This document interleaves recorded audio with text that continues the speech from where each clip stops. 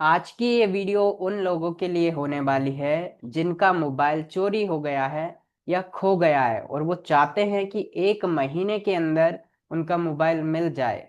तो YouTube पर ये पहली वीडियो होने वाली है जो आपको 1 महीने के अंदर आपका मोबाइल ढूंढ करके दिखाने वाली है। यानी कि आपका मोबाइल 1 महीने के अंदर मिल जाएगा। तो जब भी आपका मोबाइल खो जाए या चोरी हो जाए तो सबसे पहले आपको पैनिक नहीं होना है। आपको नजदीक के थाने जाना है, यानी जहां भी जिस भी एरिया में चोरी हुआ है वहां नजदीक के थाने में जाना है और FIR दर्ज करानी है और उसकी एक कॉपी आपको लेना है। ठीक है, उसकी एक कॉपी आपको जरूर लेके रखना है। इसके बाद आगे ऑनलाइन काम होगा जिससे आपको 1 महीने के अंदर आपका मोबाइल मिल जाएगा। तो सबसे पहले आपको क्या करना है, FIR दर्ज करानी है जिसमें आपका लगेगा आधार कार्ड, आपके मोबाइल का बिल। ये चीजें आपके पास होनी चाहिए, आप FIR दर्ज करा सकते हैं। इसके बाद वो आपको एक कॉपी देंगे, नहीं देते हैं तो आप उनसे एक कॉपी मांगे, उस पे वो सील साइन करके आपको देंगे। इसके बाद आगे का काम क्या हो, गूगल पर आने के बाद आपको सर्च करना है। ये सारी कंडीशन है FIR दर्ज कराने के बाद और कॉपी लेने के बाद उनसे। यहाँ पर आपको रितेश लोधी -420.blogspot.com सर्च करना है। पहली वेबसाइट आएगी, इस पर आपको क्लिक करना है। तो नीचे आओगे तो कुछ इस प्रकार की ये आपको एक पोस्ट दिखाई देगी, यहाँ पे मोबाइल खो जाने वाली। तो आपको भविष्य में ये पोस्ट ऊपर नीचे हो सकती है, तो लोड मोर पर क्लिक करके आप इसे खोज सकते हैं। अभी के लिए हम इस पर क्लिक कर देते हैं। इसको आपको बहुत अच्छे से ध्यान से पढ़ना होता है। ऐसा नहीं कि आप तुरंत ही कहीं भी क्लिक कर दो, बहुत अच्छे से इसको पूरा पढ़िएगा। अभी के लिए मैं बता रहा हूँ कि यहाँ पर आपको ये संचार साथी, इस पर क्लिक कर देना है। आप यहाँ पे पहुंच जाओगे। अब यहाँ पर आपको 4 ऑप्शन देखने को मिलते हैं, मैं फटाफट समझा देता हूँ। FIR दर्ज करने के बाद यहाँ से आप अपने मोबाइल को ब्लॉक कर सकते हैं और मोबाइल जब मिल जाए तो यहाँ से अनब्लॉक करोगे तभी वो मोबाइल चलेगा। ठीक है, यहाँ से आप अपना स्टेटस चेक कर सकते हो। जब आप ब्लॉक करोगे तो एक रेफरेंस ID मिलेगी, उससे स्टेटस चेक कर सकते हो। और जिस प्रकार का स्टेटस होता है उस प्रकार से आपको बार बार थाने जाकर उन्हें बताना होता है, तब जाके आपका मोबाइल मिलता है। तो यहाँ से स्टेटस चेक कर सकते हैं। और आप कभी अपना रेफरेंस नंबर भूल जाते हैं तो यहाँ से आप फॉरगेट पर क्लिक करके अपना मोबाइल नंबर डालोगे तो आपका रेफरेंस नंबर वापस आपको मिल जाएगा SMS के थ्रू। अभी के लिए हमें यहाँ पे ब्लॉक स्लॉट्स लॉस्ट फोन पर क्लिक करना है FIR दर्ज कराने के बाद। अब इसमें एक फॉर्म खुल जाता है, इस फॉर्म को पूरा भरना होता है। तो मैं जल्दी जल्दी आपको बता दूंगा कैसे इसको भरना होता है। पे सबसे पहले आपको 2 नंबर डालने होते हैं जो आपके उस मोबाइल नंबर के अंदर हैं। तो आपको क्या करना होता है, सबसे पहले तो आपको मोबाइल नंबर को निकलाना होता है। यानी कि आपका जैसे ही मोबाइल खो गया है तो अब आपको पता चल गया है कि चोरी हो गया। अब आपको फट से वो दोनों नंबर किसी भी टेलीकॉम कंपनी यानी कि नजदीक की दुकान जा करके आपको आपके जो भी नंबर थे, 2 थे, 1 थे, वो नंबर निकला लेना है और यहाँ पे डाल देना है। फर्स्ट स्लॉट में आप वो नंबर डालना जो अभी अवेलेबल आपके पास है, क्योंकि OTP आएगा। सेकंड में आप कोई भी नंबर डाल सकते हैं। इसके बाद नीचे आओगे तो यहाँ पर 2 EMI नंबर डालने होते हैं, फर्स्ट और सेकंड। ये आपके बिल में लिखे होते हैं, मोबाइल का जो बिल होता है। अक्सर वो एक ही नंबर लिख कर देते हैं हमें जहाँ से हम मोबाइल खरीदते हैं, लेकिन उसका जो डब्बा आप देखोगे मोबाइल का, ऊपर नीचे आगे पीछे करके देखोगे तो उसमें दोनों आपको EMI नंबर मिल जाएंगे। वो दोनों ही नंबर यहाँ पे आपको डालने। इसके बाद आपको आपका ब्रांड सिलेक्ट करना है, यानी कि आपका मोबाइल का क्या नाम था, उसका मॉडल क्या था, ये सब डब्बे पे लिखा होता है, आगे पीछे आप देखोगे तो वो चीज सिलेक्ट करना है। इसके बाद देखिए यहाँ पे अपलोड इनवॉइस लिखा है, यानी कि यहाँ पे आपको मोबाइल से फोटो खींचकर अपना मोबाइल का जो बिल है उसको अपलोड कर देना है। इसके बाद आपने जितने रुपए का वो खरीदा था वो आपके बिल पर लिखा रहता है, तो वो प्राइस यहाँ पे मेंशन करना है। इसके बाद यहाँ पे लोस्ट प्लेस, कहाँ पे वो घुमा है, मध्य प्रदेश भोपाल, कहाँ पे घुमा है वो चीज, जिस दिन घुमा है उस दिन की यहाँ पे डेट आप डालेंगे। इसके बाद यहाँ पे अपना स्टेट चूज करेंगे।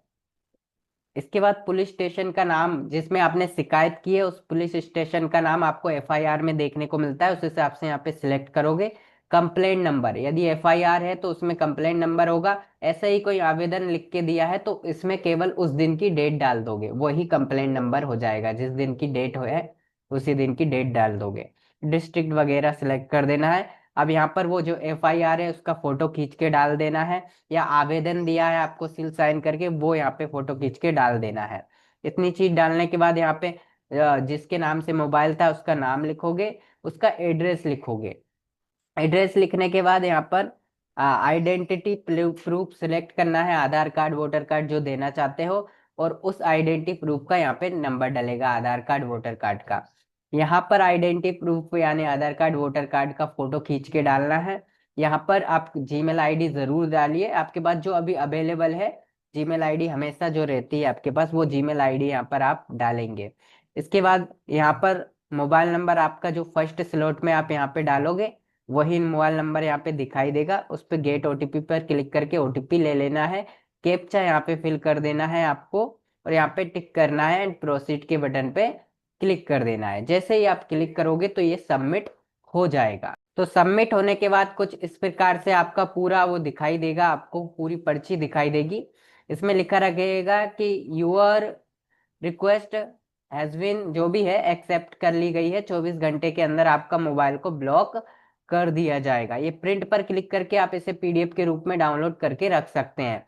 तो इस रेफरेंस आईडी से आप अपना स्टेटस जो है वो चेक कर सकते हैं। तो जैसा भी स्टेटस चेक करोगे, तो जिस दिन भी स्टेटस में ये लिखाता है कि आप पुलिस स्टेशन से संपर्क करें, उस दिन आप पुलिस स्टेशन से संपर्क जरूर करें। तो ये जो पोर्टल है ये तो अपना 100% काम करता है। कई सारे लोग कहेंगे कि हमने इस पोर्टल पे भी शिकायत कर दी है फिर भी हमारा मोबाइल नहीं मिला है। देखिए ये पोर्टल तो 100% काम करता है, और ये अपना डाटा कलेक्ट करके, आपके मोबाइल का जो डाटा है उसे कलेक्ट करके आपके उस थाने में भेज देता है जहां आपने शिकायत की थी।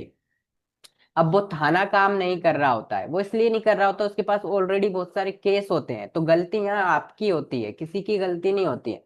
आपको बार बार उस थाने जाना होता है, और आपको CER पोर्टल का जो है आपको स्टेटस दिखाना होता है। देखो आज हमारा ये स्टेटस है, आज हमारा ये स्टेटस है, फोन ट्रैक हुआ है। ये पोर्टल करता क्या है कि आपका जो मोबाइल है वो डब्बा होता है, जब तक उसमें सिम नहीं लगती है, तो ये पोर्टल क्या करता है, आपके सिम के दोनों स्लॉट्स को बंद कर देता है। तो जब भी कोई व्यक्ति आपके मोबाइल के अंदर नई सिम लगाएगा, तो उसका डाटा जो है ये वेबसाइट कलेक्ट करके आपके उस थाने में भेज देती है जिस थाने में आपने शिकायत दर्ज कराई थी। अब वो जो थाना होता है उसमें आपको बार बार जाओगे तभी तो वो आपका मोबाइल ढूंढ के देगा, नहीं तो आप बार बार नहीं जाओगे। एक बार शिकायत करके आ गए हो, एक बार ऑनलाइन पोर्टल पे शिकायत कर दी है आपने और आप बैठ गए हो, तो इससे कुछ नहीं होगा।